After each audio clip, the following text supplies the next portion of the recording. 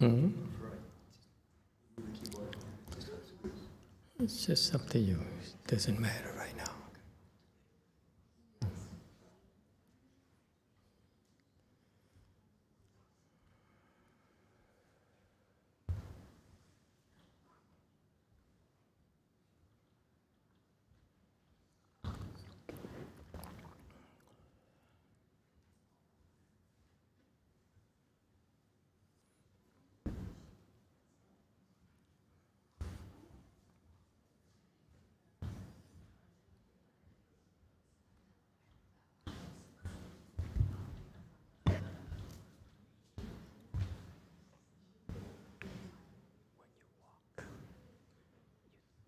Swing a little bit like this, your shoulders.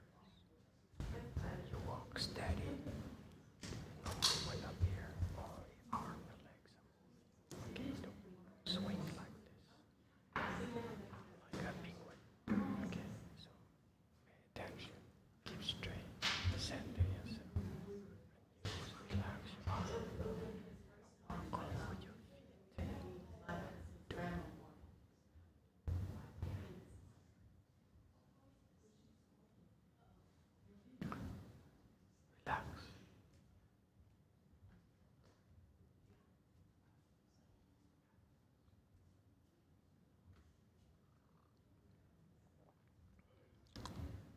Master, we're ready. Okay, thank you very much. Good evening, everyone. Tonight is our first Dharma talk for our Summer Chi here at Dharma Treasury Temple. Thank you all for coming. I'm glad to see you. Good to see you, all of you. So welcome, all of you. Some of you are new here to our temple, so welcome. And I'm glad that you're all here. Okay. Thank you very much. I also noticed that in Korea, there's quite a few people too. Now it's about 11:20 a.m. there, right? So I wonder what are they doing for lunch? Did they allow them to eat lunch beforehand or starve them and take Chan Bliss for food?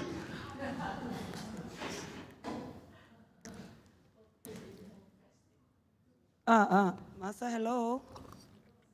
Hello, I'm curious. See how vigorous these Koreans are, huh? We had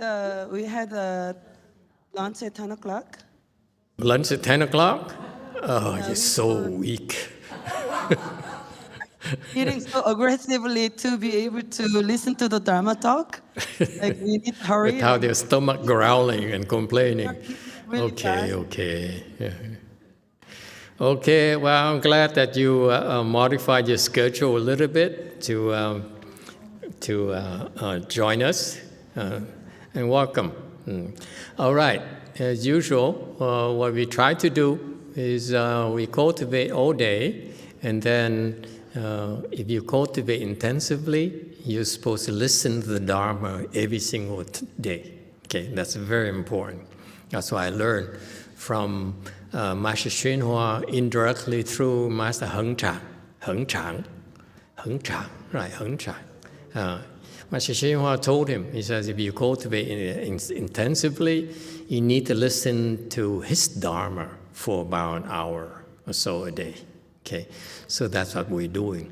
But more importantly, it's not just listening to him, but it's our policy that since you really have no true wisdom, there's no point in me trying to give you my stupidity. So what we try to do as a policy is to try to learn from the patriarchs, the Pure Land patriarchs in particular, for the Pure Land assemblies. So Master YongHua, I happen to believe, will be eventually recognized as the next patriarch after Master Xu. Master Xu is was, I think, the 14th Pure Land patriarch. What happened is that they're only recognized as patriarch after they die. So when they're alive, you really don't have a chance to come and learn from them. So now that he's dead, now, hey, and Jung is here too. Oh, it's a long drive. Now that he's dead, that it will be some time before he's recognized as a patriarch, but his level is far higher than Master Xu Yun. So if Master Xu Yun was recognized as a Pure Land patriarch, Master Shenhua is way beyond Master Xu Yun.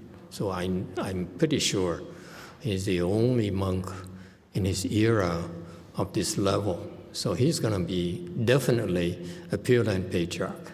I don't know who nominates him, but if I'm asked, I would certainly nominate him. So that's what we do. We doing the Pure Land assemblies, we learn from him. And if we, when we're done learning from him, when we run out of materials, then we move on to the next patriarch, Pure Land patriarch. So, Chinese-speaking staff, you know what to do. You know, when we run out of materials, get ready for the next patriarch. I don't know who's the next patriarch. I'm really not interested in Master Xu Yun at all. Maybe In Wang, Master In Wang would be a great patriarch because he's a great strength bodhisattva. Master Yung Ming Shou would be a great patriarch, but the problem is that his teaching is way too advanced for us, even for the Chan people. So I think next we should do Yin Guang, Master Yin Wang. What do you think? You can choose. You can nominate someone and I look and see I like them or not. I mean, can I explain them or not? Okay? All right. How is it going, everyone, today? Half a day so far. Are you still okay? Not tired yet? All right.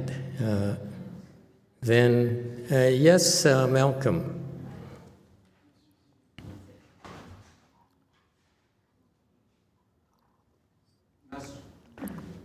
Master, at the Fochi during the fast part, when we recite Emitofuo very fast, I heard some spirits and sounds like animals. So would these be like animals that are trying to get out of the animal realm into the spiritual realm? Okay, you heard them? I heard them. So is there a connection between the animal realm and the spiritual realm? Are we talking about our neighbor's dog?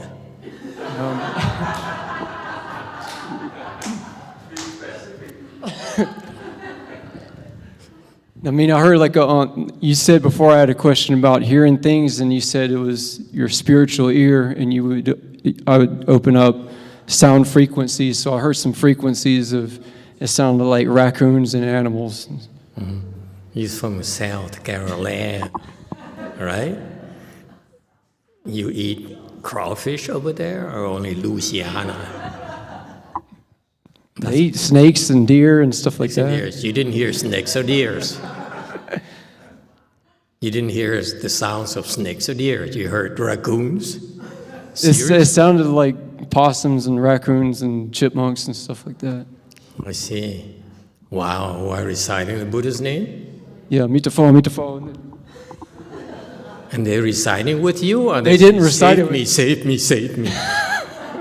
Be specific. What did you hear exactly? I didn't hear what they said. I just heard the sounds of the...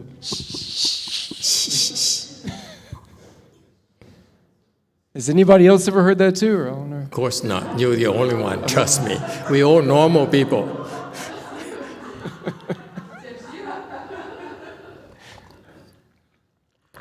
So what is your question again?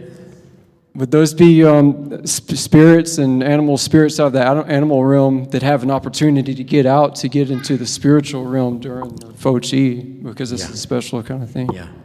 What usually happens is there are spirits who used to be like raccoons and whatnot. And so when you hear them, they sound like them. Okay, but basically they are excited. They're excited to be able to get some benefits from our cultivation. Okay, because what happens is after we're done cultivating, we give away our blessings to help all of them. So they're very excited, especially local spirits here and ghosts around here. They're very appreciative, a lot more than you realize. Okay, so that's what usually happens. So it's a good thing that you are able to hear some strange sounds. Don't tell too many people. They're going to think you're cuckoo or something. Okay, yes, Min-suk. 6. 네, 미국에 와서 마스터를 뵙게 되어서 정말 반갑습니다. 많은 분들의 도움으로 무사히 법장사에 도착을 했습니다. 아침에 그 주변을 산책을 했는데 이 주변이 되게 조용하고 평화로움이 느껴졌습니다. 우선 여기까지 하겠습니다.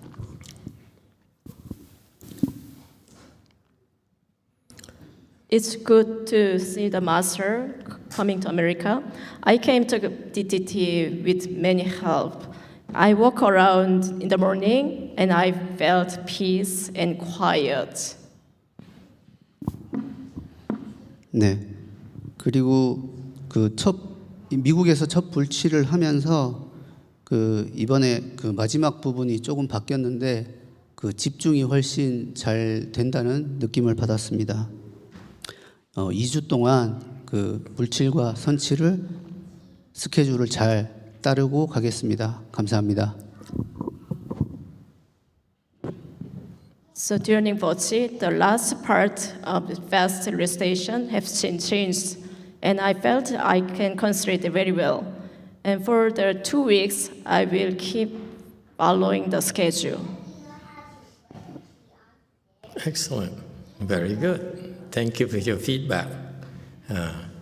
We changed it because we thought about, we're following out of respect and admiration for our teacher, Master YongHua, the Dharma he transmitted to us. So we practiced it for over 10 years. And it worked very well for many of us. But now we realize that it could be tinkered a little bit, could be improved a little bit, in that the way that the Chinese do it would be improved by the way we do it. After the fast recitation, we decided we stop cold turkey and not do what the way the Chinese do it, because it works much better. It helps you concentrate much better. I'm impressed that you're so sensitive. You could tell the difference right away. So anyone else has the same experience? You find yourself concentrate much better, transition from fast recitation to silent recitation. It's a lot more natural that way. Okay? When when the bell is hit, you just stop reciting with the sound, but you keep reciting with your mind. So it's a natural transition, you see? And I don't know why the Chinese never made the adjustments. Okay. So that's what we do. We make adjustments to make it work better for us. Okay. And thank you for the feedback. We appreciate your feedback, by the way. Yes, 2. Thank you, Master, for this change. This afternoon, at the end, the chi was really strong. Very good. When you practice the Pure Land Dharma door, because of the nature of the recitation, typically it takes about 2-3 days before your mind settles down, and you get into the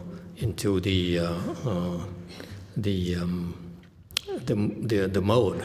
But I noticed that at DTT here, since Master Young Abbot came back here, the atmosphere changed quite a bit. So I'm very pleased.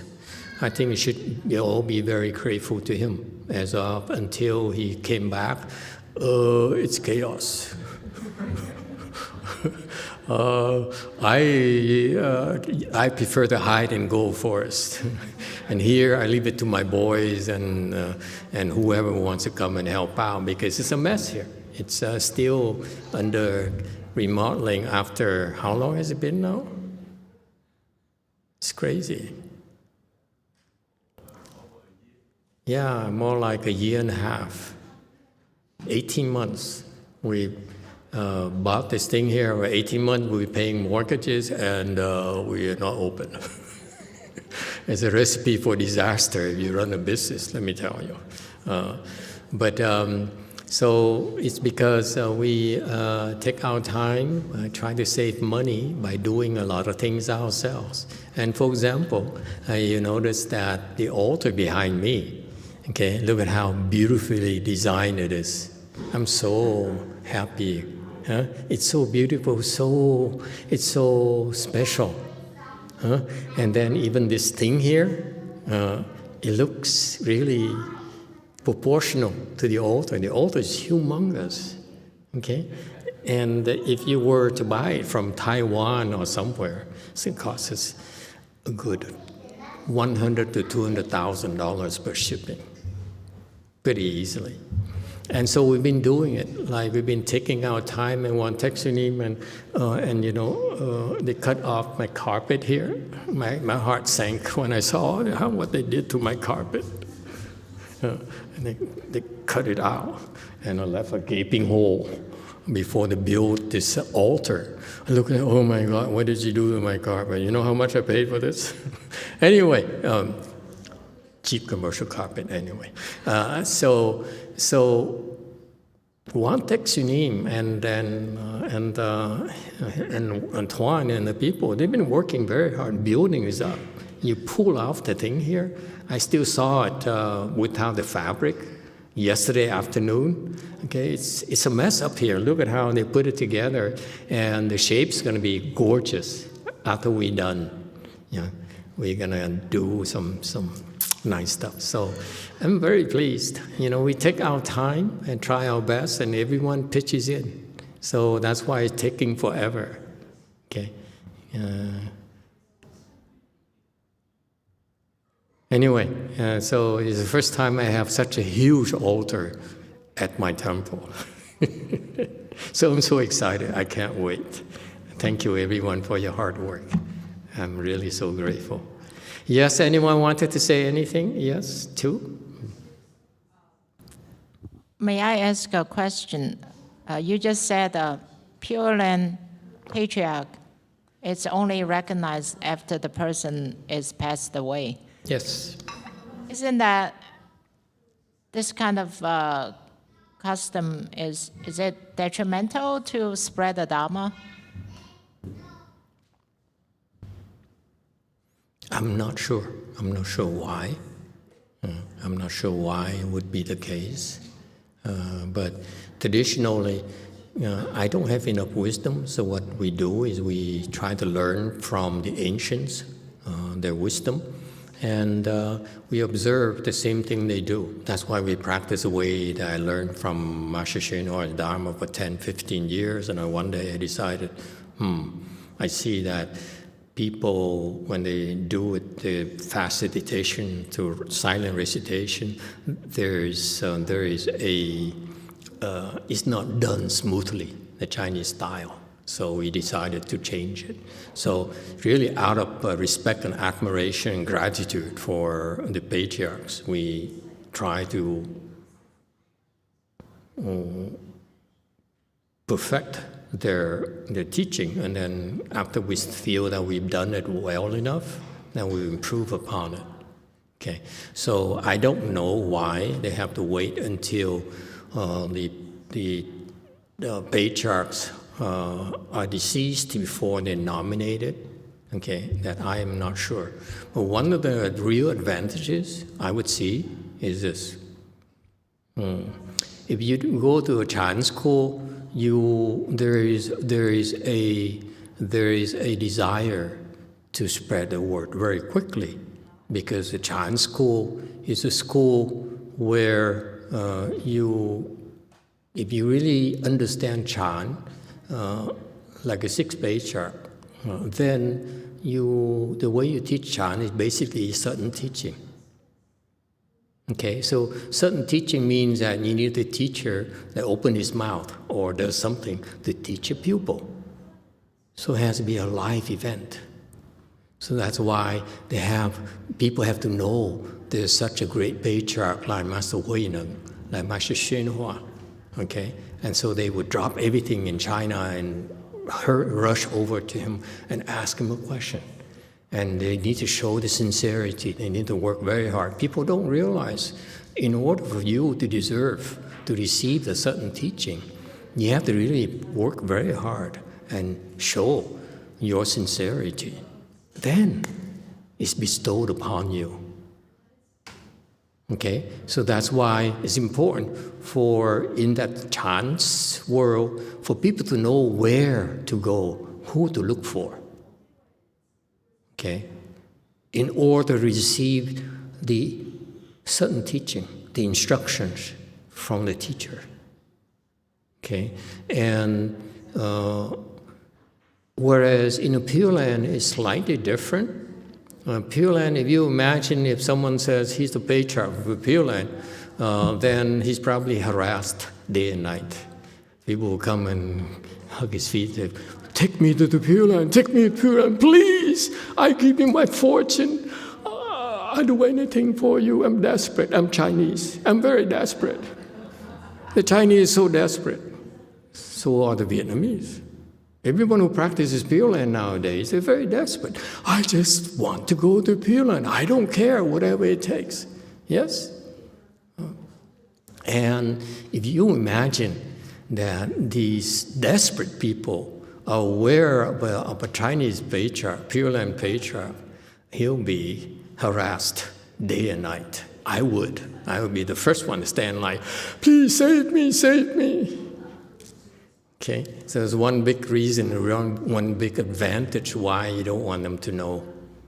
Okay, and number 2, much more important reason is that in order for you to go to Pure Land, okay,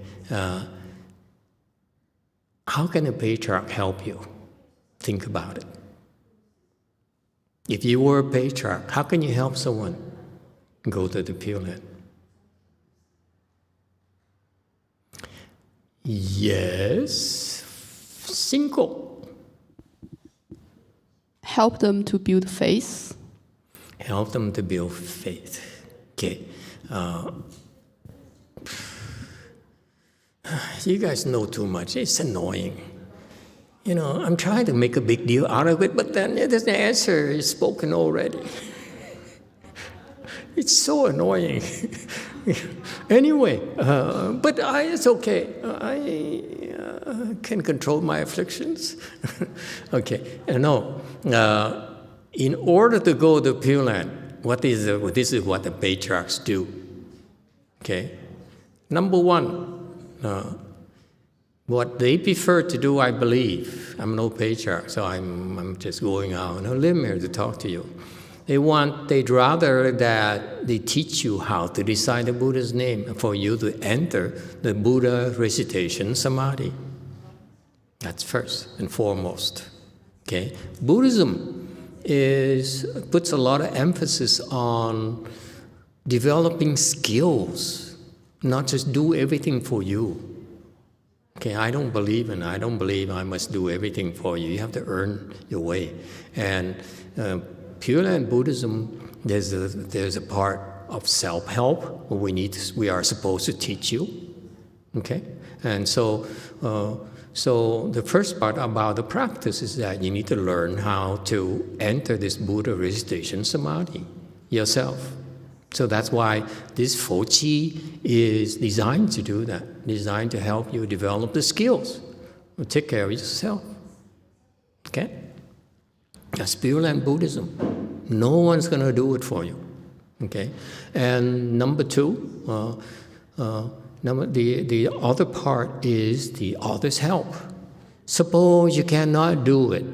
suppose you're not good enough, suppose you're too old, suppose you're too weak, suppose you're too sick, okay? And what are you going to do? So it's the other's help. So help helps you develop the skills to do it yourself, okay? And quite a few people succeeded in doing that. And so the Chinese has a Dharma like this, where they help people develop it. I didn't realize it, but at the time, it's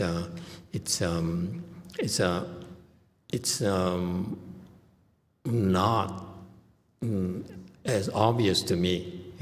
But now I realize that all these things here are designed to help you develop skills, your recitation skills. Okay, and the other part is you need just in case you need help. Many of you will need help because you don't have the necessary requisites to enter this Buddha recitation samadhi, and so the other's help means that we have to do it for you. We have to. What is others' help? Others' help is basically that we contact Amitabha Buddha and put you on the list.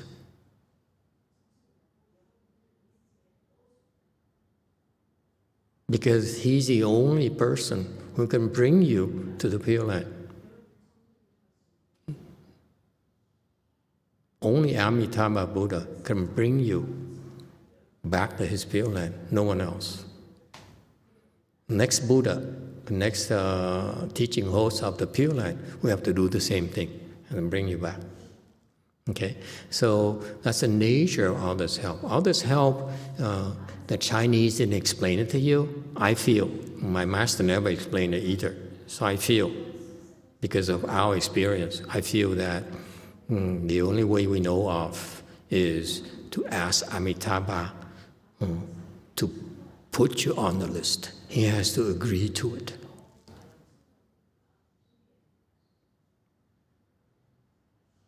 All right? Because we cannot bring you back. We're too busy here. We're too happy here. Okay? And so that part, in order for you to be put on the list, from what I know, the only requirement, okay, is that you have the right kind of faith. Your faith will be tested. Okay, because Amitabha Buddha doesn't need your money, doesn't need anything from you. Okay, so what makes you different from the other people who also wish to go to the Pure Land? The only difference is that your level of faith. All right, and so that's others' help. Others' help, basically. Unfortunately, the Chinese don't explain it clearly enough. I've seen it. That's why I tell you from experience that basically Amitabha Buddha has to be aware of you, has to agree to come and bring you back after you die. Yes, 7. Thank you, Master, for first of all providing this opportunity so we can improve. It's so wonderful to be here in person after all that Zoom meetings and ceremonies. I have a couple of questions. First, about the reciting. Sometimes in the Zoom or when I recite a mantra, does it work when I just listen to the recording and think about it? Is it still effective? Okay. Instead of me reciting in voice. Yes, it still works. Recitation, if you recite by yourself, is a good thing as part of your drill to learn to do it yourself. But if you also can choose to listen to a tape or join online or physically go there in person and recite with others. Okay, so that is what is called great assembly practice, when you practice with others, and so that you contribute to the recitation, okay, with everyone, so everyone benefits from each other's recitation. That's a great assembly Dharma in Mahayana. So when you listen to the tape, it's a variation of great assembly Dharma. Okay, you're reciting along with others, so that works as well. Actually, it works slightly better than reciting by yourself. Okay, however, you're not always able to do that. Okay, you can't always play a tape all the time. So it's important for you to eventually develop the skills. You can recite by yourself. For example, you take a walk at night, and it's dark, and a ghost shows up. You better learn how to recite to protect yourself, because it's no time for you to dial into YouTube and play the tape. There's no time for that. So it's important for you to learn to develop the skills yourself. Okay? So it's both self-help and others' help as well. Thank you. The second question is, after I came here, I enjoy the ambience of outside too. So every day I went out and take a walk. And I heard that some places have a bad spirit or some bad chi. Especially there's a park about a couple of blocks from here. I think it's a Pine Lake Park. And so I wonder if it is true that that place has a bad energy, or is there something we have to look out? Because I like to go out and take a walk a lot. You want to walk what? Walking, park? Yeah. Which park is that? The small park, 2 blocks, about a couple of blocks away from here. From here? Yeah. Oh, yeah, the park down there, right? On 34th and 35th or whatever, yes. Go straight. That one, there's a big park. That's a nice park. Lots of dog poop, though. Be careful. Walk. I'm told. Tuan told me it's a very nice park, but there's just a lot of poop. Oh, I didn't see any poop. Be careful. Okay. Don't bring it back.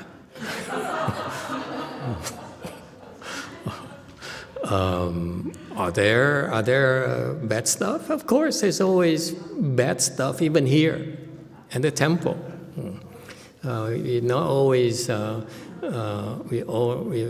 everyone who comes here is a good person, or.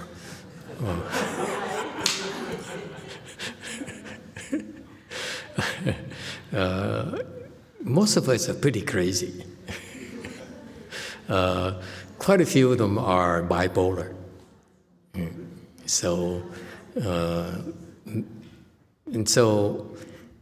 But there's nothing to worry about. That's part of the process. As long as you hear at the temple, they're no threat to you. This is a nice thing about going to a temple. You go to the temple, you get protection. Not only from the police or National Guard, but also from the Vajra spirits who are really very strict. If the ghosts and demons misbehave during these events like this, they will be dealt with very severely, so that they know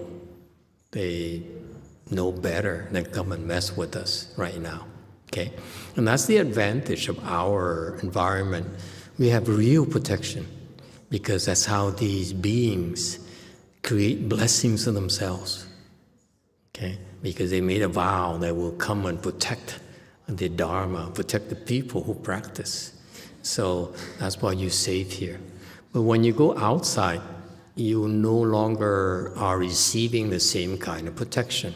So while during the qi, I would avoid going outside.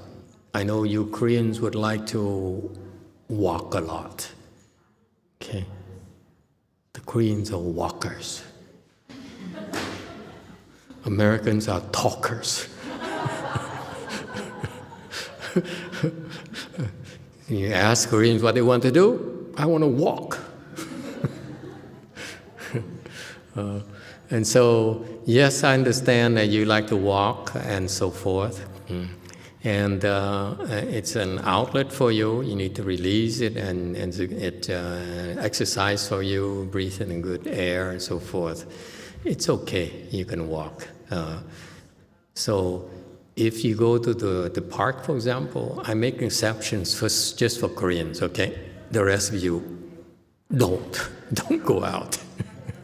We send a few of the spirits to go along with you, to give you some protection.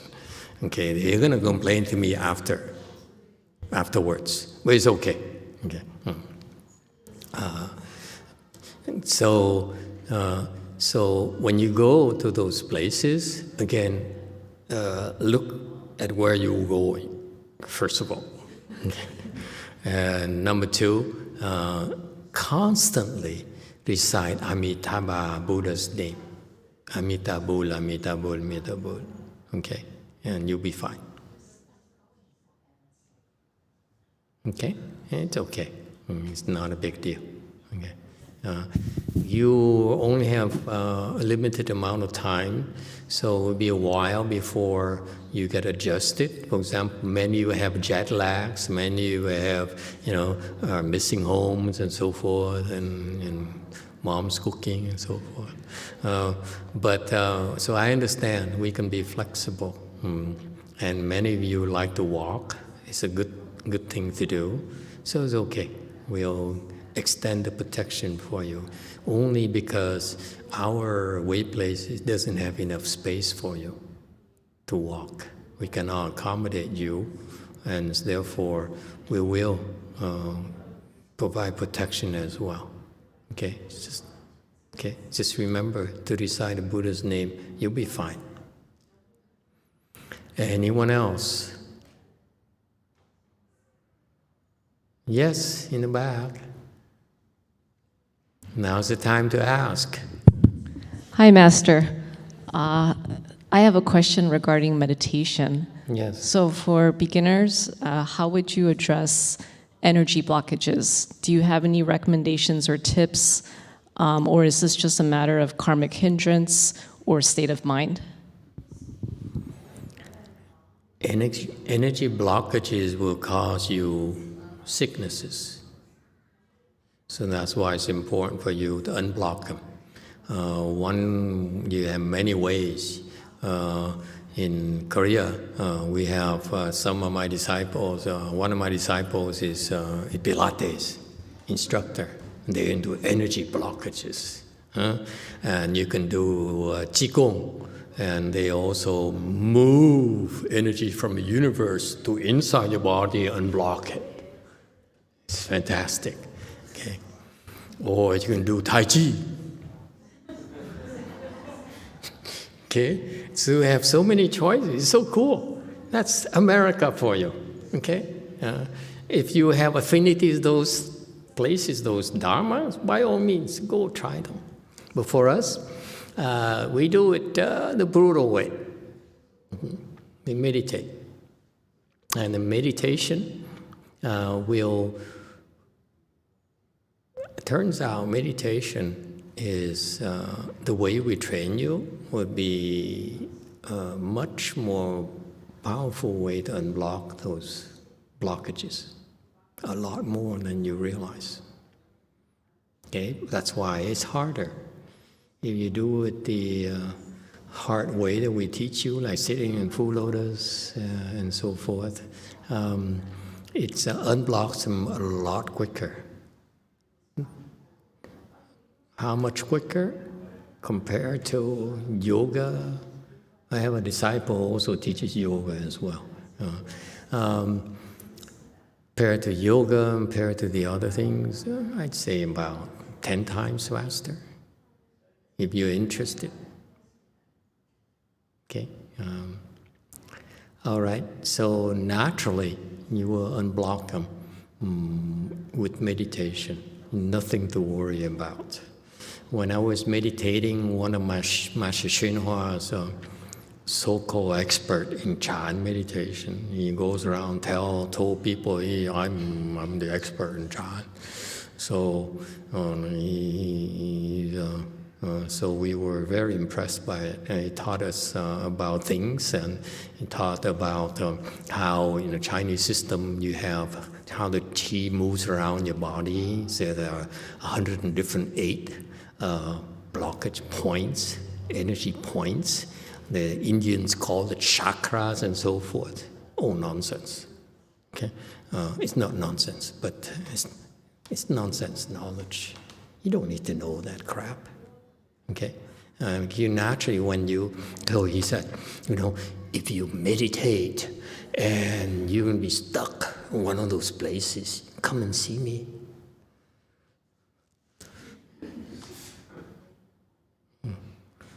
So it's well documented by the Asians, especially the Taoists. They have all those dots, those points, those acupressure points that the Japanese would call them, and so forth.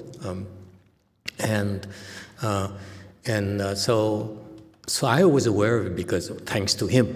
And Big Sinji said, "You have to come see me." I said, "I don't want to see you. I don't like you." And so later I meditated on my own and realized I had blockages. Sure enough, they go from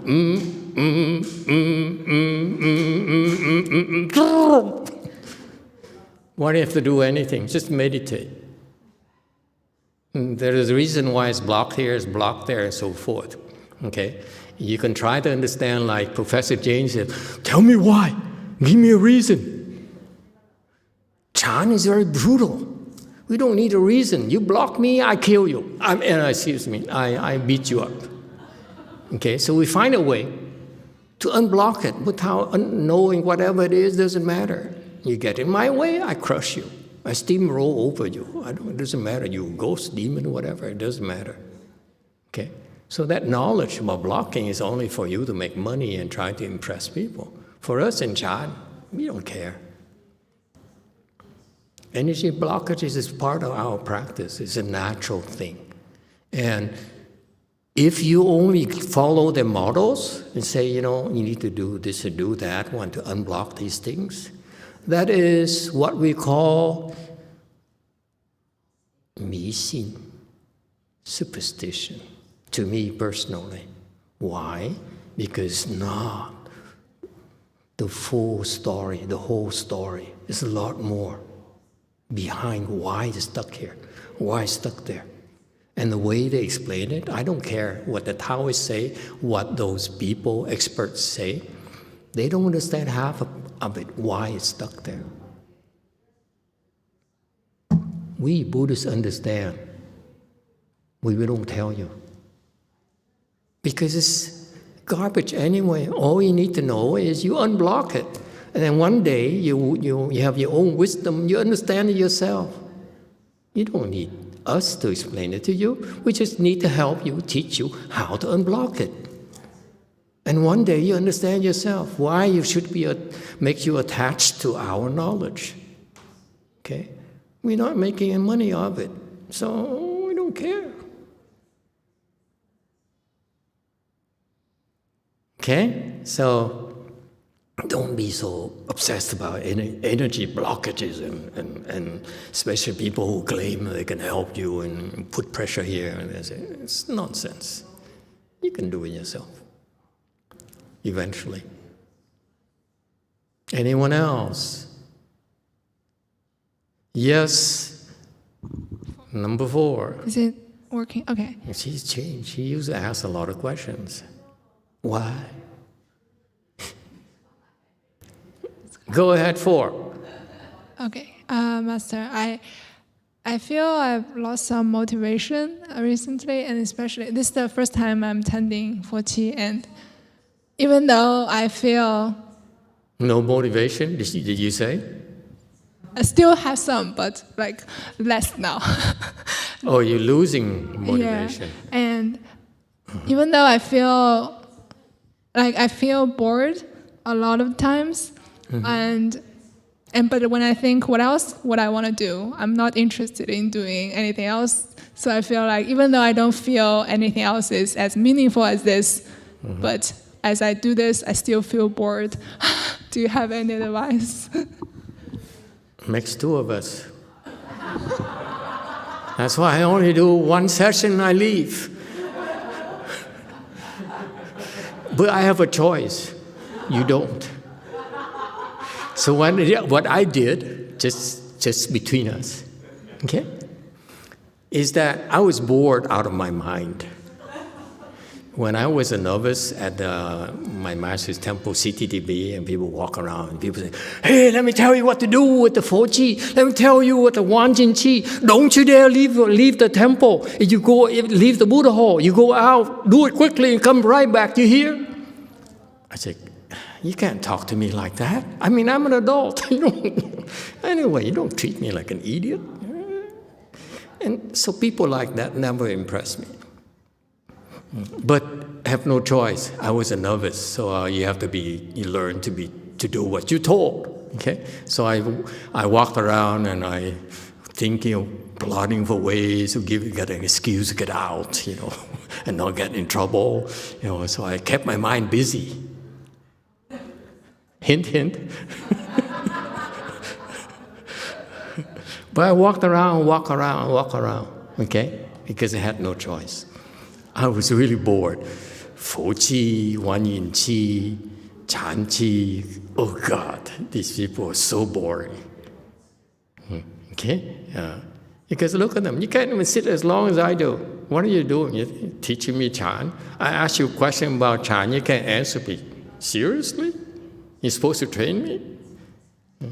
And I wasn't as clear-headed as back then, because if you recite the Buddha's name, the goal is for you to enter the Buddha Recitation Samadhi. Okay? No one told me that it can be done. They just tell us, just do it. Okay? The Chinese is like sheep or something. For us, Western educated people, we need more than that to motivate ourselves. Like you, for example, So it's not surprising that for most of the people would be bored out of their minds. Okay, but that's part of the training, by the way. Unlike myself, when no one ever taught me, and no one would allow me to complain. Okay, we allow you to complain, so that we can tell you how to address the problem. Of course you're bored. It's normal to be bored. Okay? Especially it's your first time. It's a boring process. Jesus, what's this nonsense walking around? No, momento. And you ask yourself, these people are so desperate to go to the Pure Land. I still have time.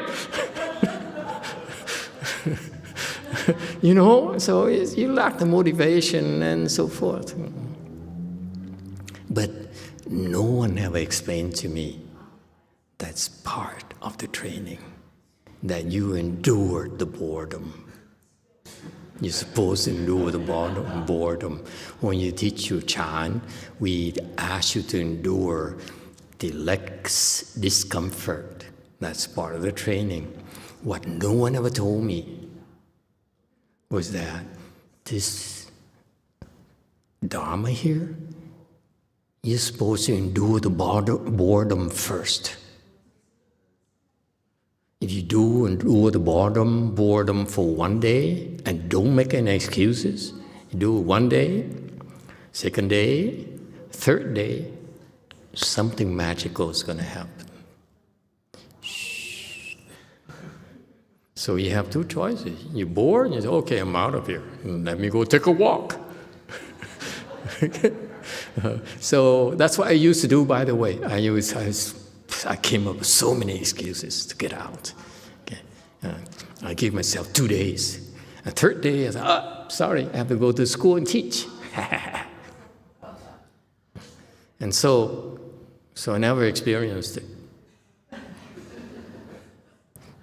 That's why I hated Wan Yin cheese. I hated Po cheese and Chan Chi. I was bored to death.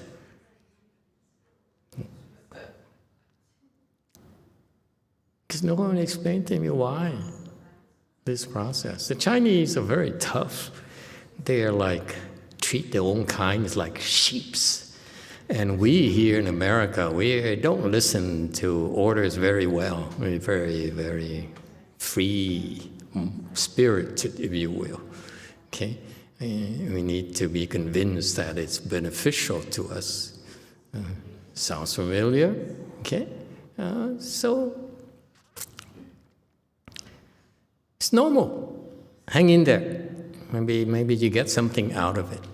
It sounds very simple. It's not much to it, but the mere fact you're reciting all day and you endure all those thoughts of boredom and asking yourself, what am I doing here? I cannot even tell my friends about this. If my boyfriend, how on earth can I ever explain this to him? Okay, and so you have to endure all that, and that's part of the training. Enduring it.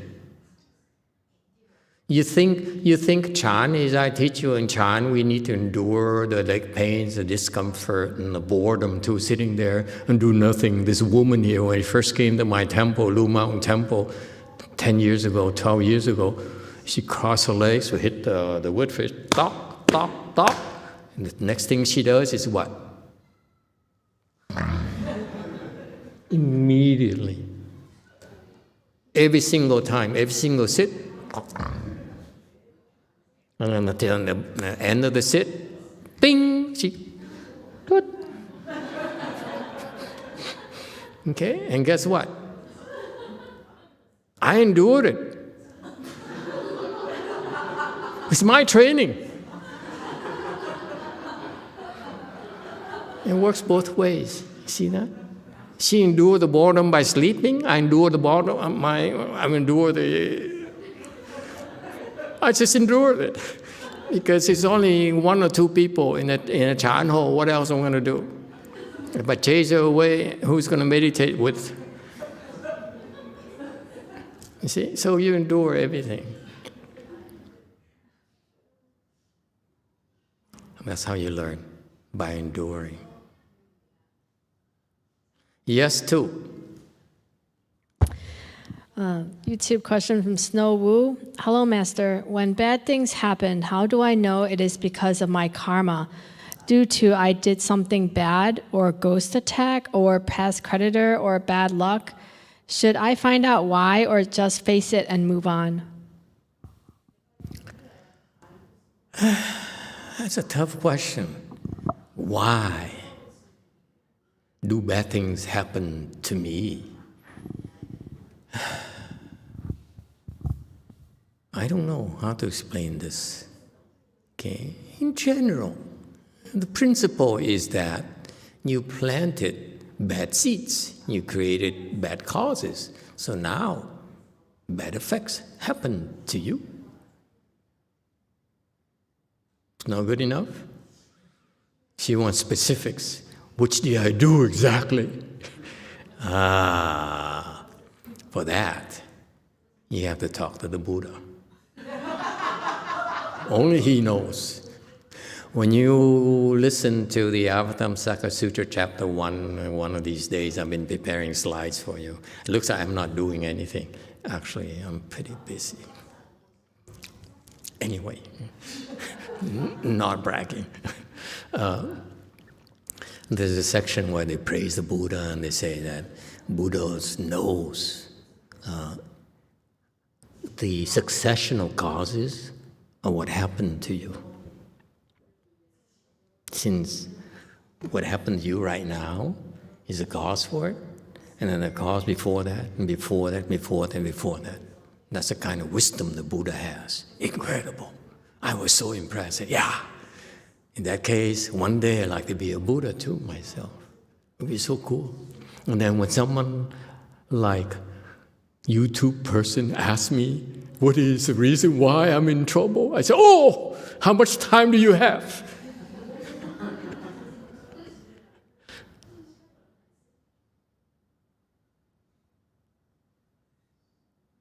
So if you know all the causes, what good is going to do to you? You know you've been a bad girl, and that's why you're in trouble. What are you going to do now? You're in trouble already. Isn't that more important for you to learn how to get out of trouble than worrying about what really caused it?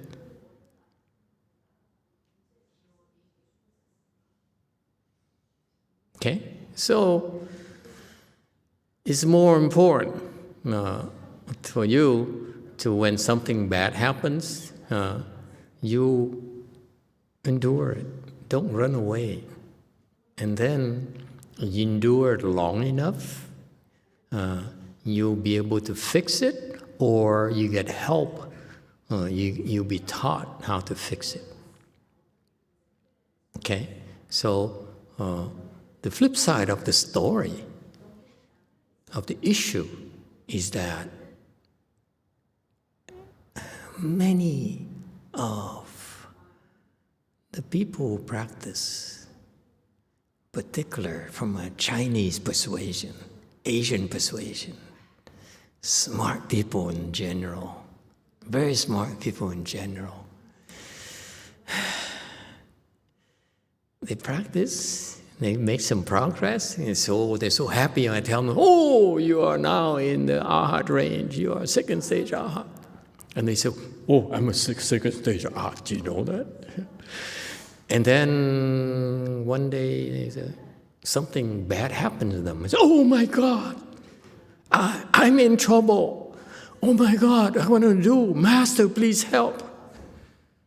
They try to call me and I don't answer.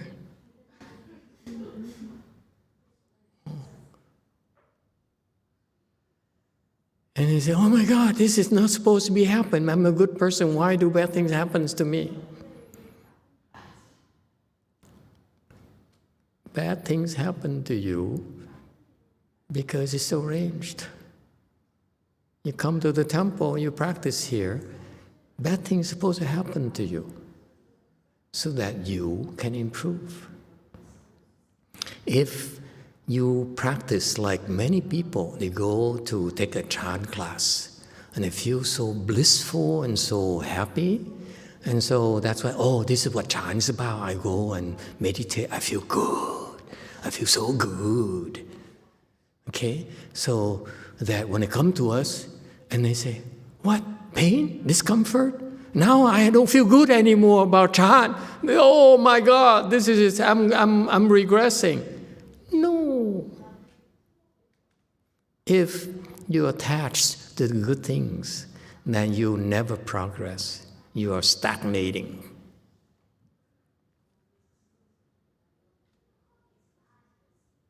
In order for you to improve, you need to be challenged, you need to get in trouble so that you can learn how to fix your obstructions.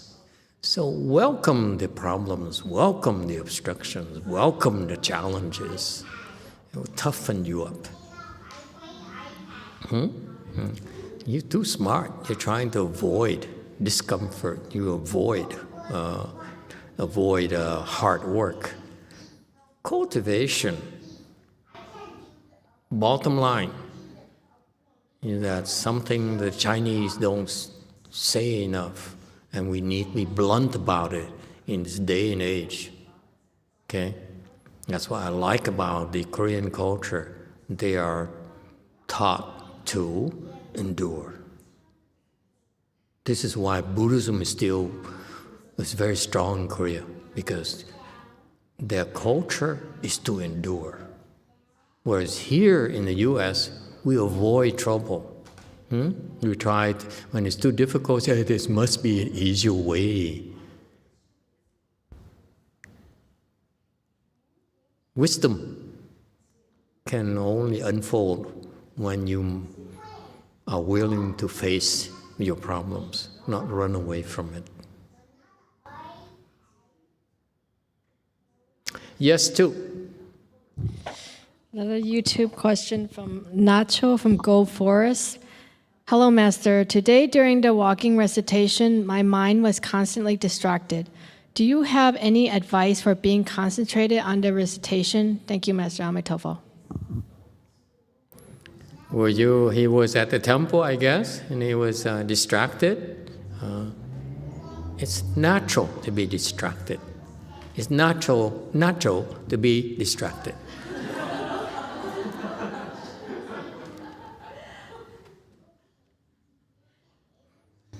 Just hang in there. And again.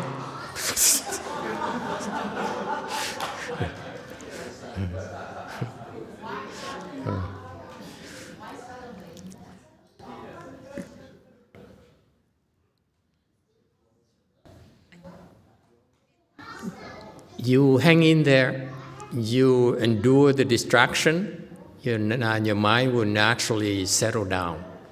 Okay. Again, with the Buddha recitation, Dharma door, it takes a while, typically 3 to 4 days. Okay. You have some skills, it takes about 2 days. You have better skills, 1 day, because it's the process. Okay. The process is not as intensive as Chan, so a little bit slower. Okay, but regardless, once you develop the skills, then you can enter concentration eventually at will. Okay, it's possible.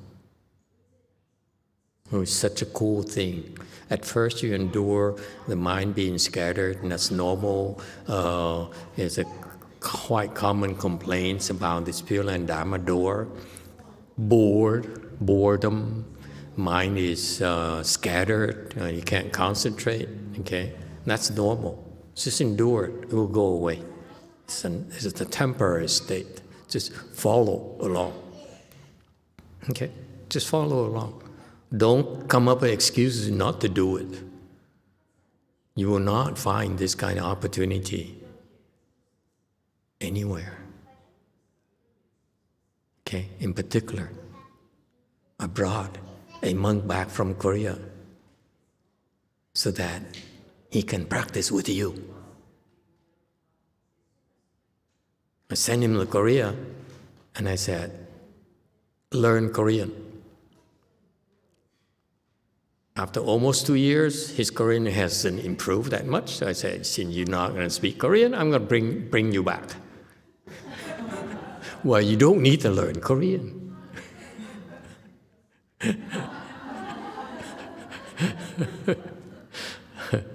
And so, because if you really want to practice with someone who's much higher level kung fu than you, okay, before we have to recommend you go to Korea. Now you can come to DTT. Ooh.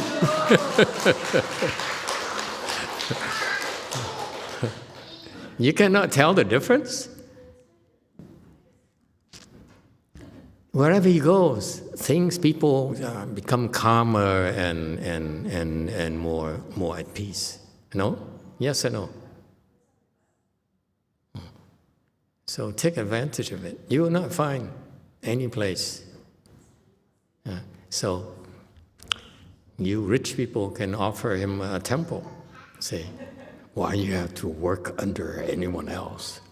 I build your own temple. You can be the boss.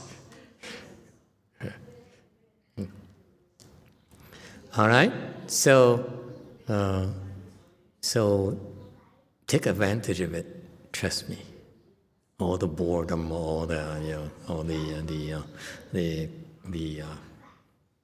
scatteredness will go away eventually. Yes. Single. So I just want to share my experience to Ivy. I just like Master said, I felt bored 10 years ago, and I still feel bored often. But It exactly doesn't like, work for everyone. exactly like a Master said, you just kind of endure for a little bit, and like a day or two, and it just feels nice, and you will see. But then I also want to comment that I think I really appreciate how in the temples Master set up, there's really wonderful food, lunch and dinner you can look forward to while you're bored out of your mind. And so just hanging there where you can have good food and really good company where you can like socializing, talk, while eating great food, and then hanging there a little bit longer. There's like Master's evening lectures, which is so entertaining. That's kind of what Entertaining? Excuse me. And then we are honestly, a place of serious cultivation. We never call ourselves cultivators, but we cultivate seriously. and then those are the things that kept me going for cheese, even I'm not like a natural cultivator. So I'm really, really grateful for Master and then the staff, Sangha, kitchen staff, everybody who created this wonderful environment. Thank you.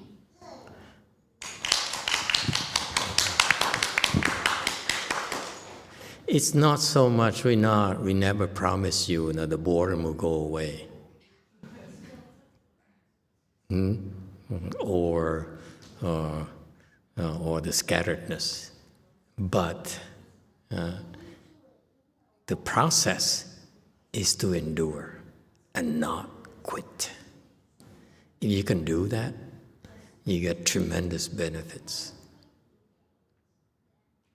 I never said it will go away. Okay? It will. You will be able to get some real benefits from it. Okay? And one day it will go away. Okay? Apparently not for her yet.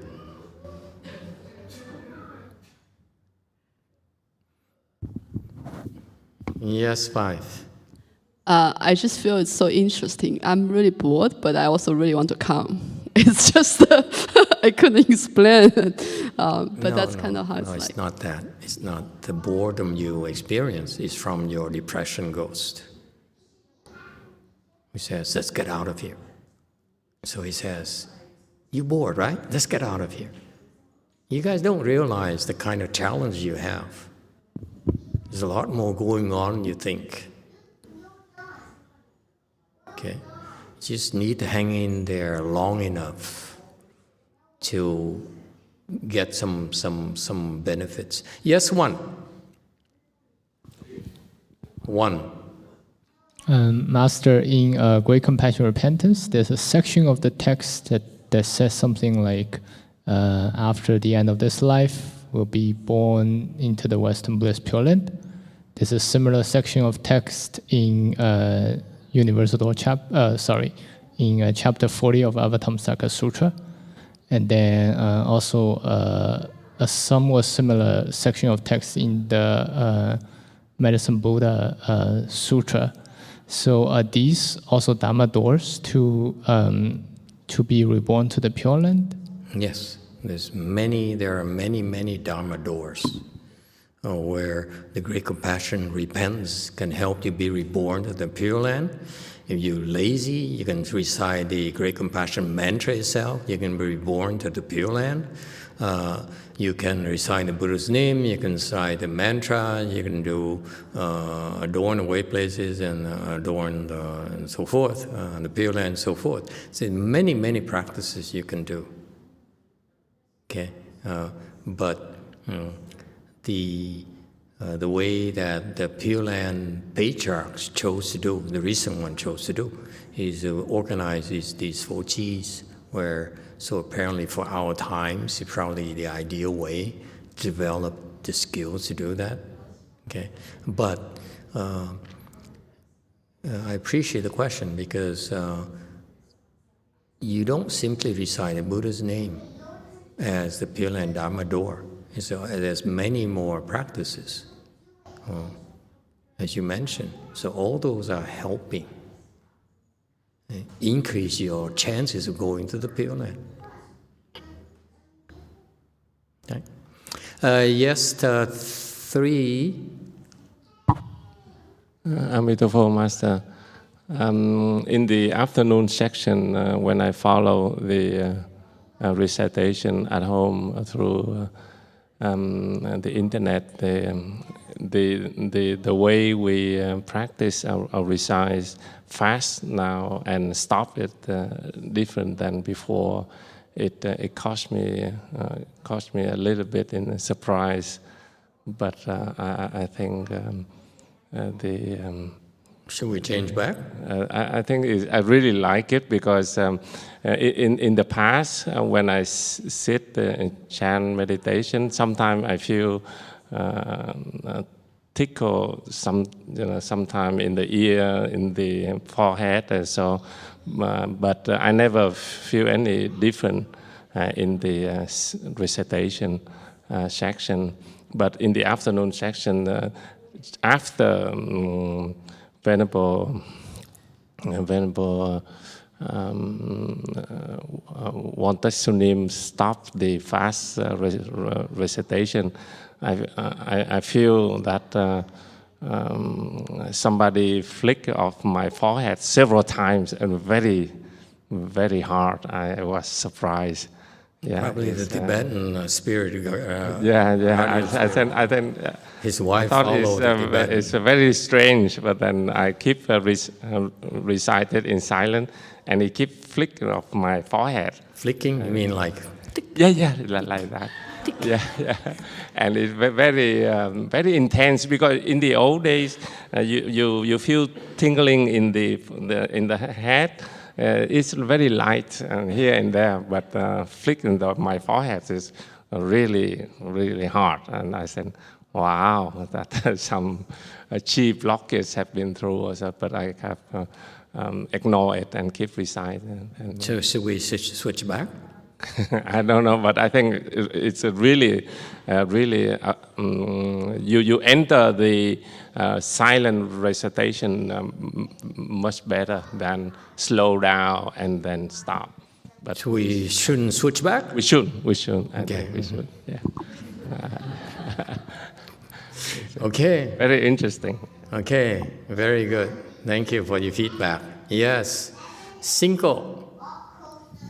I also feel it's better that this method I used to fall asleep. Silent meditation, during silent meditation often. You mean you don't anymore?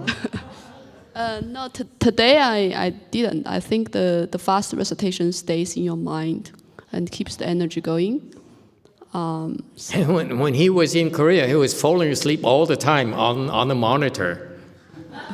Every time I look at him, I'm speaking, eloquently, and I look at the monitor.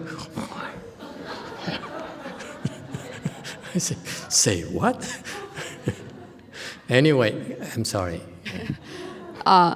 So another thing is, it's kind of interesting that my son, the 3-year-old, the first session when we stopped the fast recitation, it was silent, and then he did the recitation in the same tempo the sampling was doing, Emitofuo. So I was really surprised. I didn't know if he was reciting with us before or he just started when everybody went silent. But it's nice, even he picked up that energy and did the recitation. He was in concentration, he liked it. The kid entered samadhi while reciting. That's why he kept going. Wow. Kids only do it because it's fun for them. Don't applaud, don't encourage them. Okay? So that's what happened to him. He kept going, hey, this is cool. He couldn't quite express it that way.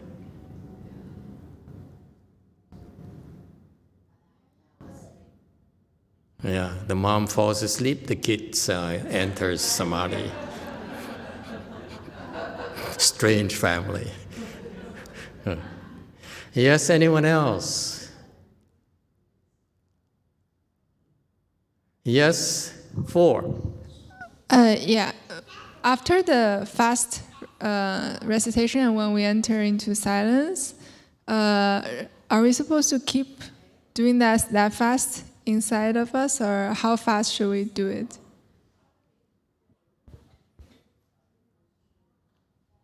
As fast as your mind can go. When you recite with the sound, it's very slow.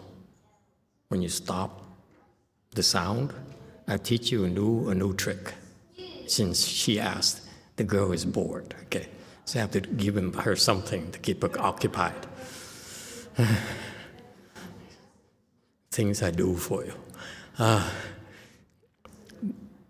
When you stop making sounds, speed up in your mind.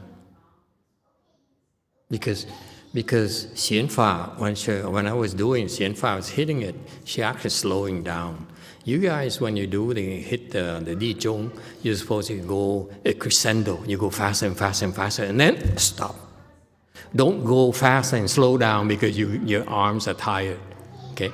Very important for you. That technique's very important. You create a lot more blessings when you hit this with a crescendo. You go faster and faster and faster. Okay? You build it up, and then boom, you stop. Okay? You stop making sound. You don't stop reciting. Now, I'll teach you the next trick. Okay? Next technique that the Chinese don't have. Huh? Okay. When you stop making sounds, go faster in your mind. Don't just continue the same pace. I'm patiently waiting for you to complain and see if I should switch back or not. You don't complain, you want to keep it, now I teach you a next step. Speed up in your mind.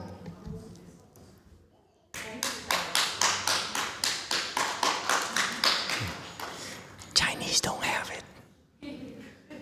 No one has it. This is a technique. And that is not, it's more, but I'm not telling you yet. It's a subscription, you know. Peter, you'll be proud of me. I'm building up this subscription base, you know. Okay, it's a cool thing. Go faster in your mind. Okay? All right, anyone else? Yes, in the back. Thank you, Master. I absolutely agree with you. Since Jeannie and I visited last year, Dharma Treasury Temple feels tremendously different. I know I expressed that to you at the meal the other day, but I experienced something this week that I've never seen before in my nearly 10 years of cultivating. I wanted to share. I think it was Wednesday or Thursday night, we were working on setting up AV, and Master Z was Wayno and leading a recitation, and I was working with Chuan and Loy to complete, and we needed to drill a hole to mount a camera, and the ladies were chanting right next to us. It was very beautiful. But somehow, I don't know how they did it. First Chuan used his drill and matched the pitch of the recitation perfectly.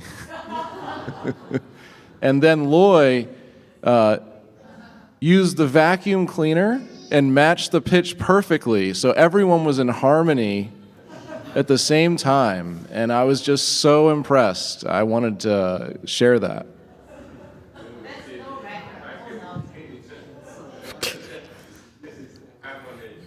Yeah.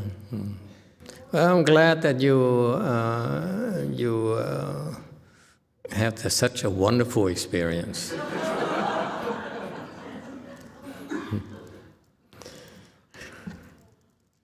Anyone else had anything deep to say? Yeah? Okay. Koreans, do they have any questions? There's so many of you sitting there and just like laughing and enjoying yourself. That's it. Look at that. Yeah. There's more of you than at Wei Mountain Temple. I'm closing Wei Mountain Temple. I'm selling it. What's the point of having a big place and no one comes?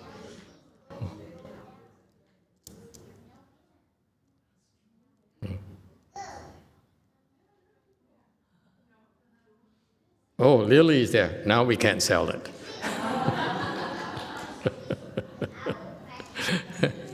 I'm kidding. Yeah. We'll get filled up in the future, trust me. Yeah. All right. No more questions? We can learn some real Dharma from Master Shena. How's that? Because I don't want you to walk away from it and we waste our time tonight. Master jokes around. That's all he does.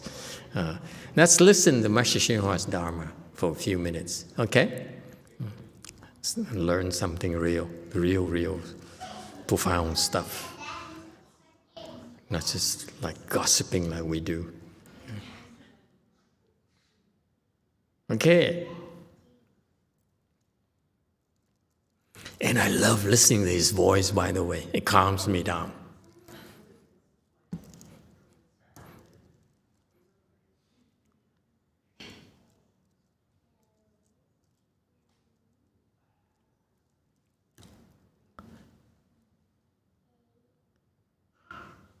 Can we agree on this, not to go past 9 o'clock? Okay? We still have a great transference after this.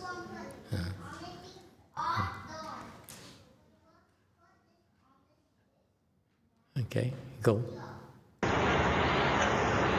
么，咱们现在大家打佛气，一定要往真了做。 要往诚心了做，时时刻刻，不要把这个光阴都空过去。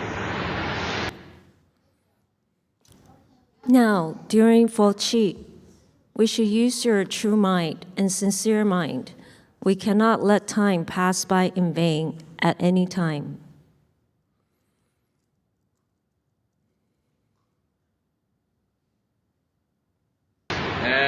这是咱们打佛七才没有白参加这个打佛七。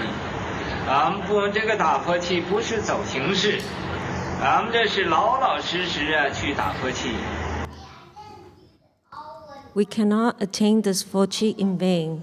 Our Fochi is not formality. We're participating in the Fochi honestly.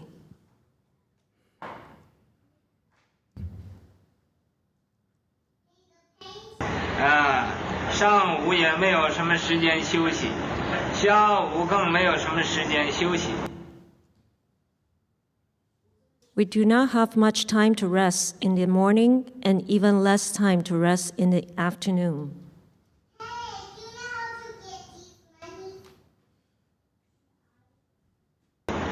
这一气合成，由早晨开始到下午到晚间9点半停止。 The day flows smoothly from morning to afternoon to evening and finishes at 9:30.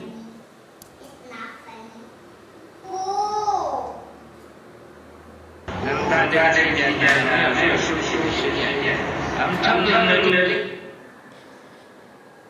During this period, there's not much time to rest. 这个好的机会，大家正好专心念佛，来得到这个念佛的三昧。We should take advantage of this great opportunity to focus on our mind, on reciting the Buddha's name to attain the Buddha's name recitation samadhi. Okay. No sound here, so let's go back and visit what the Master said.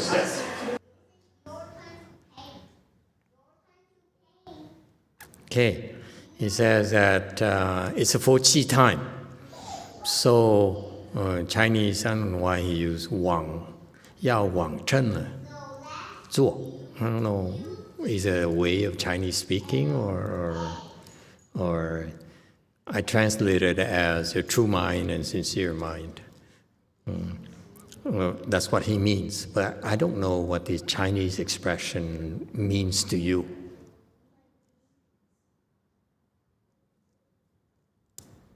What? In Chinese, people have to think? Seriously?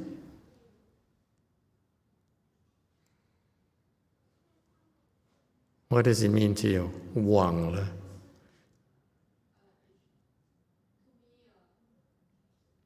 Six, 5.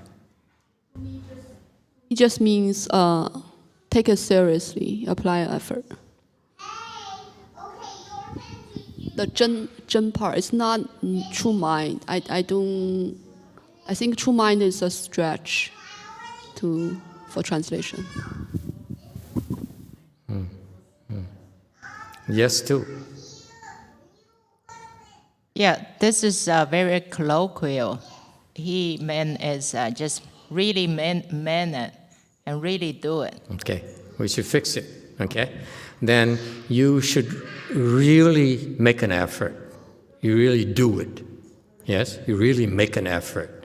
And you really have to mean it sincerely, okay? That's what he's shooting at. So it's not really a true mind yet, so I apologize for the correction. And the correction is wrong, okay? 2, he says, you, as long as you're here, you should really give it a try your best, he likes to say, okay? Really do it, follow the schedule, follow along, and sincerely, do it with sincerity, all right? And do not let the time pass in vain. Okay, meaning that it's a wonderful opportunity. You don't realize how the kind of advantages or blessings you're creating for being at his 4-chi.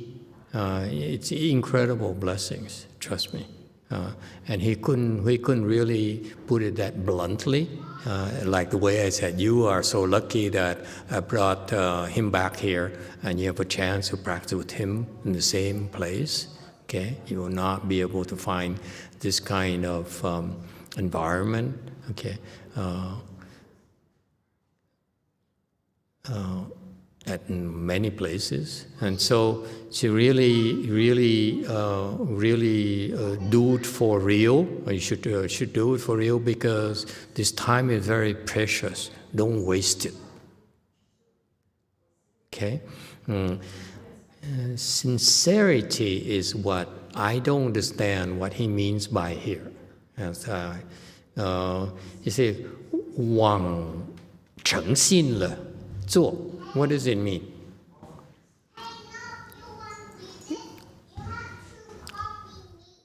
Meaning that you really have to do it for real, okay? Really have to try, okay?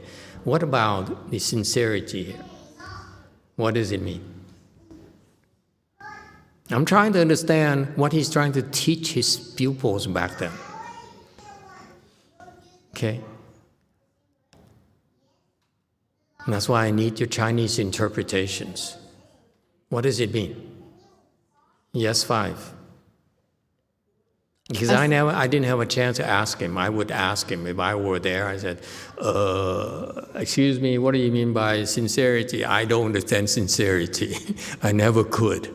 And from your disciples either. So, yes? I think the translation is okay. Do it with sincerity. If you ask me what does it mean, I would say it's being concentrated with that sincere attitude and concentrated with that attitude.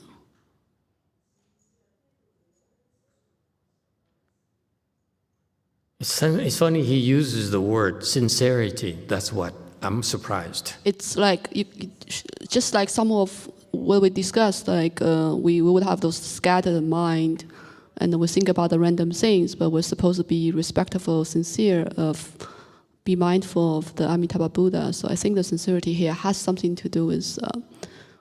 Like sincere mind is a concentrated, respectful mind. See, I don't understand the way you Chinese people express yourself. Okay, here we would say, really go for it. As long as you hear, go for it. Okay. 往成的做 is go for it. Don't hesitate. And 诚心 here is that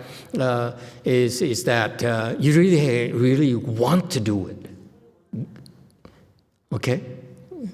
I would not use the word sincerity because I don't understand sincerity. Sincerity is a Chinese concept. Westerners don't have that thing. We're not sincere. Okay? Sincerity, when people talk about I'm sincere, you know that they're not sincere. This is our culture. You use the word sincerity, people say, oh, what are you trying to do? Oh, okay, in the back there. 4. I think 诚心 here just means don't cheat yourself.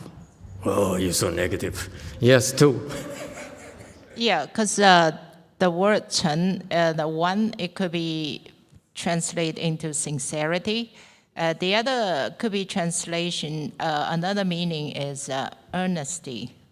Do this with earnestly. So there's a subtle difference, sincere versus earnest. The cheating lady, you should stand by your cheating stand. She's not even listening. This woman is something else. Yes, lady there, Quattro. Sounds like the name of a car. I think the next slide kind of explains that just do it like mindfully. Don't just do it just chanting with your song. You have to do it with your heart. Okay. Okay.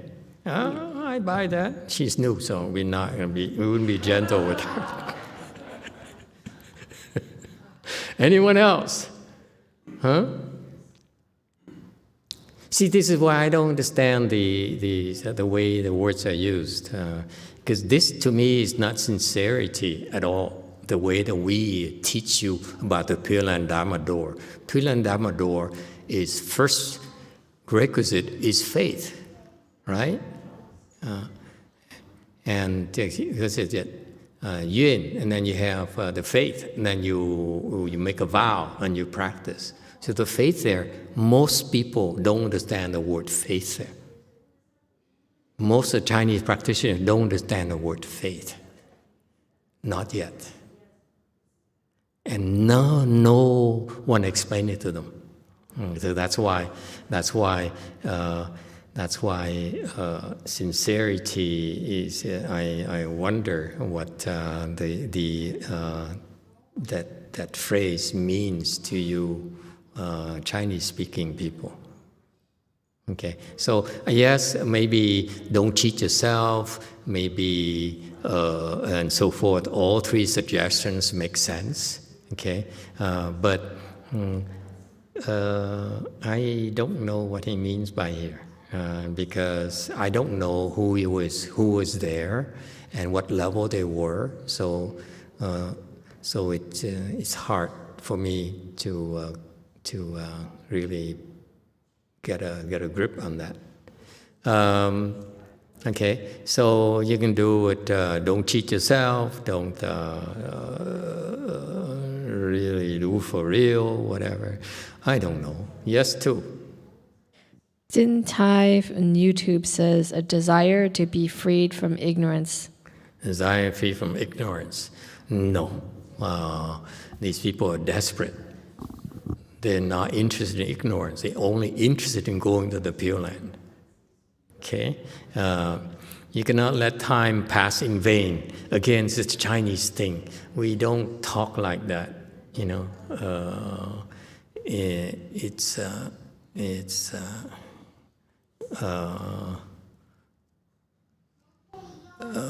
What's your reaction to someone, a Chinese person, telling you, don't let time pass in vain? Yeah? 5. 5. I hear this a lot growing up, and then I say this to my son It's very sometimes Chinese. Yeah, don't let time pass in But vain. then I think this is just super stressful, this expression. Yeah. It's guilt tripping. I don't think I like it. I like that approach. It's too Chinese for me. Okay. Of course, especially in our times, in our modern times, time is very precious for us. Especially when you're old, you realize you don't have much time left. You know. And so that's why to tell us that don't let time pass in vain, it's not going to work for me. I'm not impressed because I'm very time conscious. You're very time conscious. Okay, we're all very time conscious. We don't waste time. So to say they don't let time pass in vain, maybe for the hippies back then. I think he taught it in the 70s or 80s or something, maybe for the hippies, but it doesn't work anymore. Okay, I really am annoyed by hearing the Chinese say, don't let time pass in vain. It's not why you're here. You're here because you're afraid to let time pass in vain. There's no need to remind you. I'd rather tell you how to maximize your time. Like, recite faster. Now you're interested, aren't you? They say, next time you do it, I do it! That's American. You don't say, don't let time pass in vain. Right? It's not as motivational for us. It's not real good motivation. That's not how you motivate the Western educated people. Okay. When you listen to Dharma, you learn, but you are trying to understand the context and what he's trying to do. Yes, in the back 4. Cuatro goes around. Number 4 goes around. And, I wanted to add it to the concept of sincerity. Yes, because please do. I often hear my father use this word as well. I feel like when I hear this, I think of having a true mind, true heart, and being genuine. And so that also goes along with being, not letting time pass by in vain, meaning that you want to be focused and concentrating while you're performing the task at hand. Mm-hmm. Very good. But that's not, when I teach Chan, when I teach Pure Land, I would not use so many words. That's confusing. You have to say so much to explain sincerity, then it's not the utmost sincerity that you're explaining. And this is why the word 诚心 here, that the way the Chinese use it is not well explained to the Buddhists, in my opinion. Okay. So yes, JC. Koreans jump in. 네, 아미타불 생각을 내려놓는 방법을 알고 싶습니다.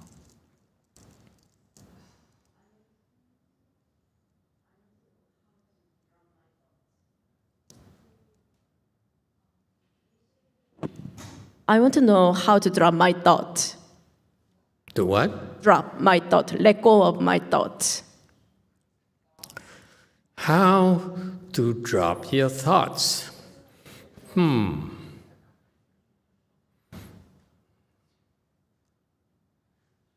Before you can drop your thoughts, how do you hang on to your thoughts?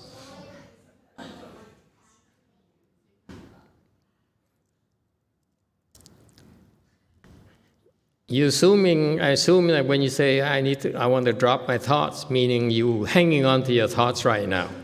Yes? So how are you hanging on to your thoughts?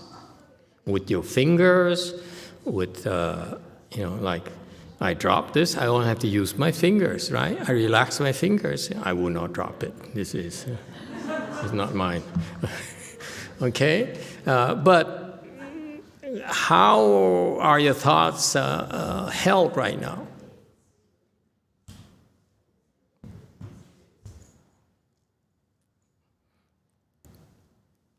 JC. 제가 연불 하거나 예불 드릴 때 상당히 번뇌가 많이 일어난다는 걸 느끼고 생각을 내려놓는 방법에 대해 알고 있다고 생각했습니다. When I do recitation or do ceremony, I notice that I have lots of affliction.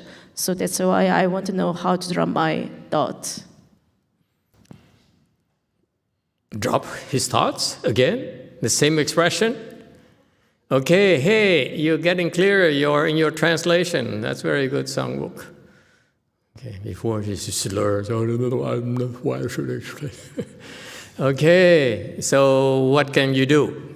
How can we help him drop his thoughts? Okay, let me paraphrase it for you. Is there an answer or another question?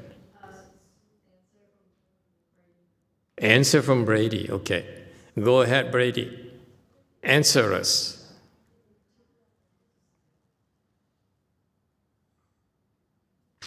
Two.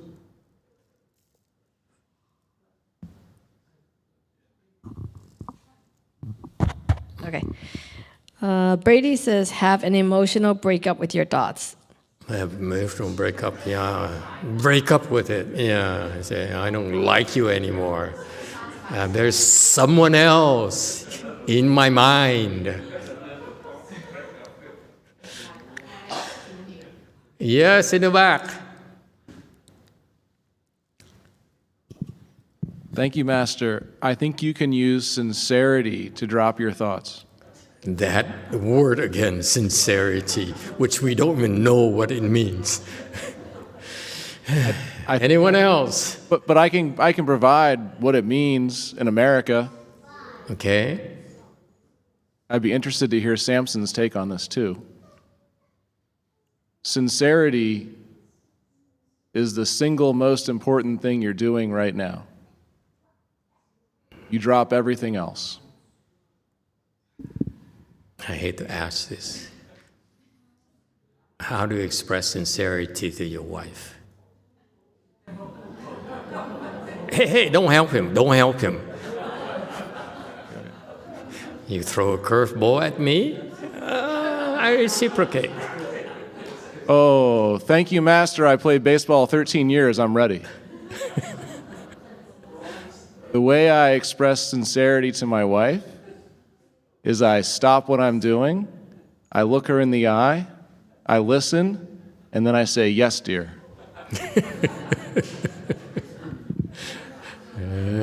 Okay. Did he pass or not? Wife. He said, okay, anyone else? Oh God, you guys are jokers. Yes, 5. I did a Phật thầy. The other day, I talked to Peter, and I'm talking about that I way thinking too much. So he said, just play a stupid game with your mind in 5 minutes. That everything you think or everything somebody tell you, you just say, I don't know. Okay, that works. Okay, very good. Yes, 7.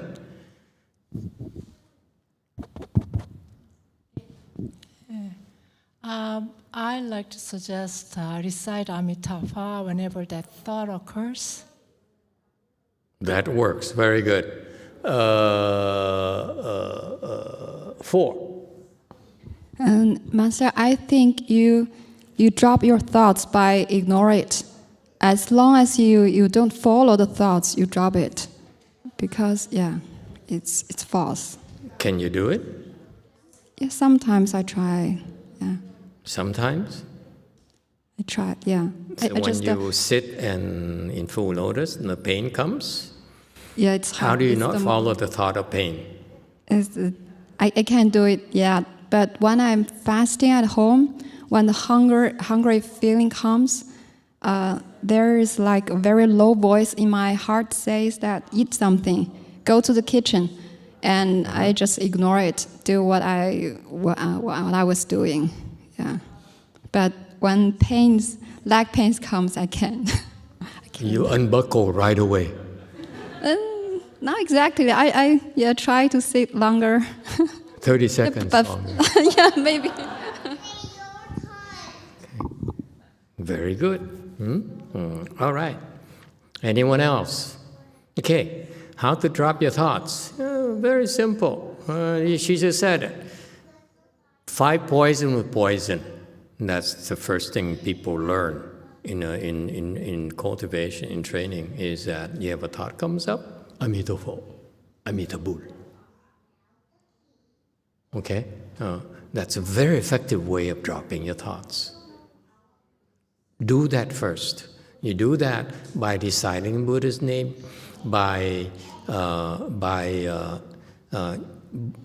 to drop the thought can be done by substituting with another one that's better for you. That's the first method. Okay?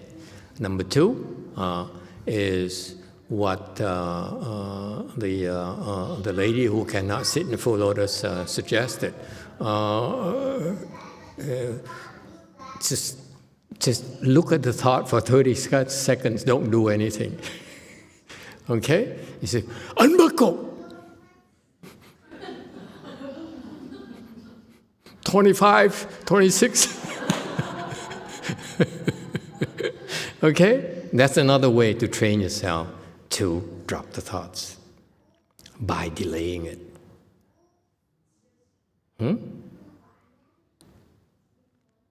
Stretch it. Don't do anything yet. Don't quit yet. That's how you stop the thoughts. And eventually you do those two, and eventually someday you know how to drop it. Cold turkey. Okay. And the people here tonight are able to do that, able to drop the thoughts, because they went through the training, all those trainings. So, because they too endure being bored for a while, and then eventually learn how to drop thoughts at will. It's kind of a cool thing. If the thought of boredom comes up, and guess what? They say, stop! And it stops, cold turkey. Thought of desire comes up, stop! That is being the boss.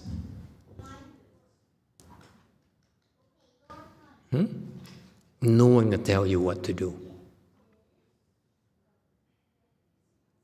She's not impressed. Let me think about it. It sounds interesting, but... Yeah, 3. Yeah. Master, is that chop it technique where you chop the thought before it grows? Yeah, and that's part of the training, is you don't follow the thoughts. But that's only temporary. Eventually, you be trained. You get to the point where you can stop your thoughts. Like people here tonight are able to. Okay? Because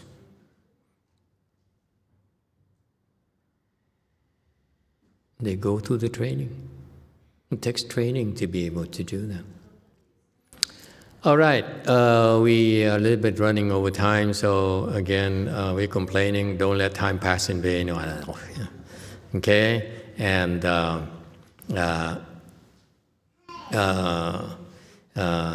don't do it just as a form. Do it because it's just you do it, but you walk around. Okay, I'll walk around. And don't have that kind of mental attitude.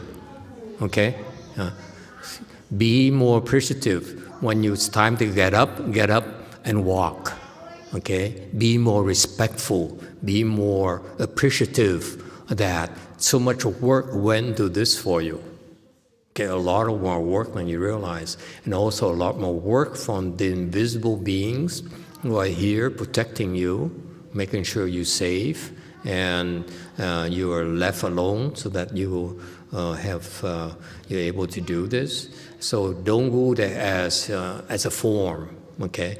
But be more appreciative, and you really have to, not honestly here, but 老老实实的, meaning that you really have to give it a good try. You have to try hard. Okay, it's not honestly.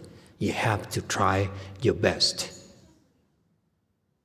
Okay, and next one, not much time to rest and so forth, meaning what? It's very Chinese. What we say here is that don't rest. Don't you dare rest. You hear? Okay? And then we hold a whip in our hands. Don't you dare. Okay? The Chinese are much more polite. You know, Master Xinhua is so polite. I adore him. He said, I don't have much time to rest. Much, not in the morning, in the afternoon, in the evening. We finish at 9:30 at night.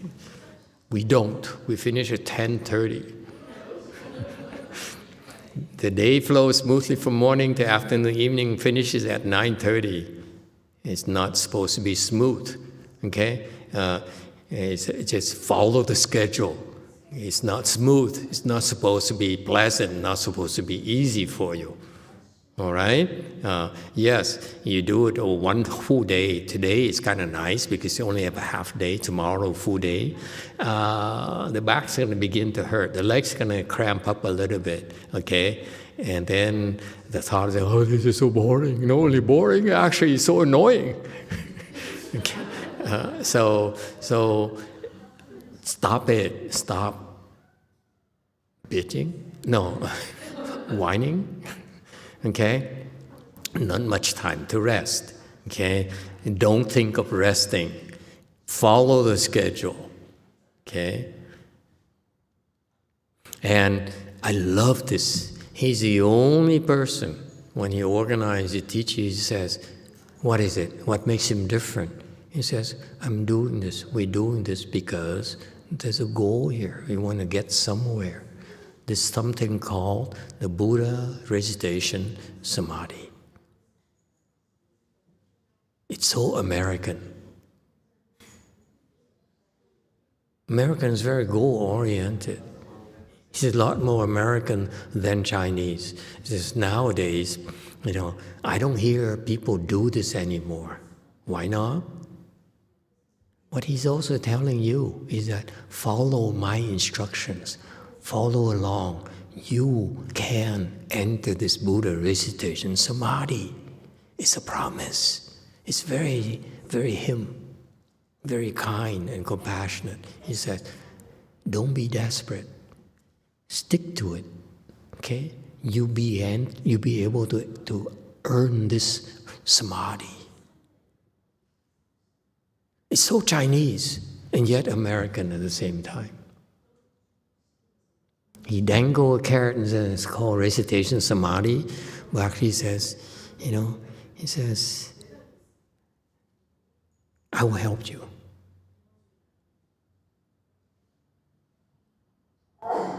Only him.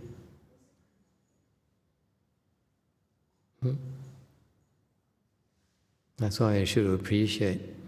And then that's the end of the tape. Okay, thank you all. We're a little bit behind schedule, but let's stand up and do the great transference. If you feel like going, or you can go rest. Either way, I don't care.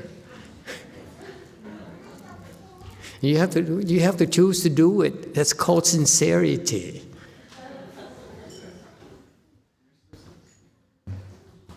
Okay.